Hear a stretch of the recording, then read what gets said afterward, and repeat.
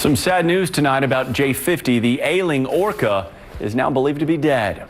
The Center for Whale Research has declared she's dead, but NOAA and the Coastguard continue searching for her by air and boat. They say they haven't given up hope just yet. The past 2 days have been beautiful weather, and she has not been seen. So she's missing in action. They're asking for airplanes and boaters to keep a lookout for her. Her pod was just spotted today near Victoria, but J50 was not with her family. J50, a 3-year-old orca, is sick, underweight, and has parasitic worms. NOAA still plans on holding 2 public meetings this weekend to get feedback on J50 and the endangered southern resident killer whale population.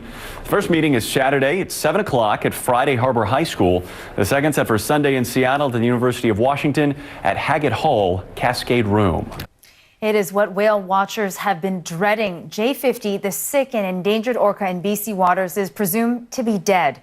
Despite rounds of medical treatment, the emaciated whale has not been spotted for days.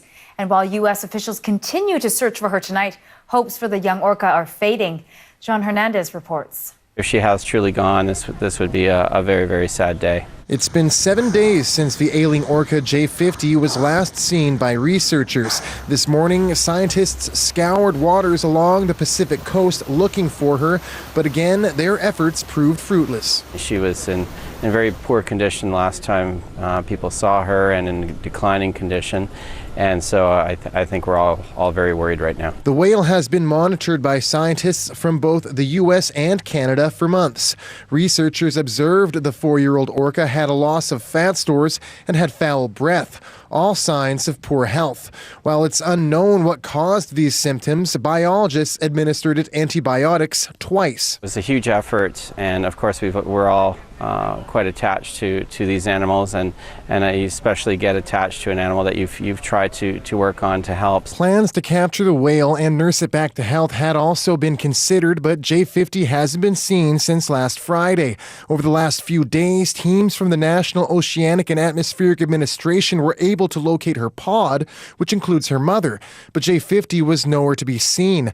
That was a troubling sign for researchers. Orcas tend to travel closely together. I believe that J50 is deceased as of probably Monday. She should be traveling with her family at her age. J50 was separated in the past and returned back to the pod. At the time, she was lagging behind while the pod was in transit and eventually caught up.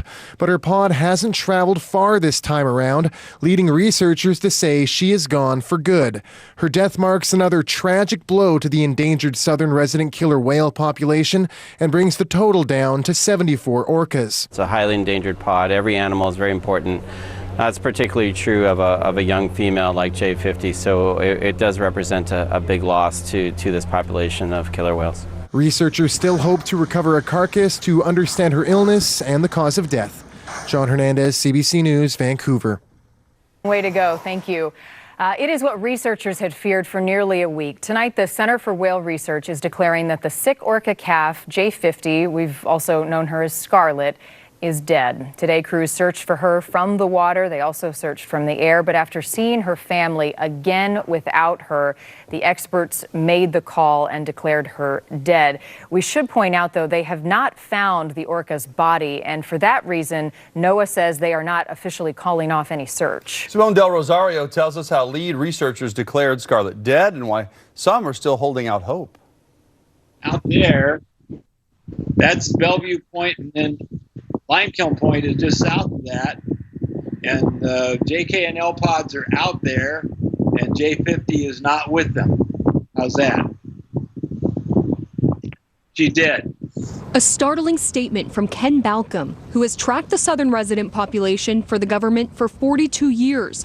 He makes the call when there's a birth or a death. After seeing J50's family 3 times without the sick calf, he says that's enough to determine she's gone. The family has been going around the San Juans and up to Vancouver for the past almost a week, and she's not with them. And this is unheard of for a baby whale. But 10 days ago, researchers had also feared the worst when she was missing from her family for 2 days. Spotted again, it was a shocking surprise. There it is, J50. My gut feeling is that, she might be gone. but then also I'm an optimistic kind of person.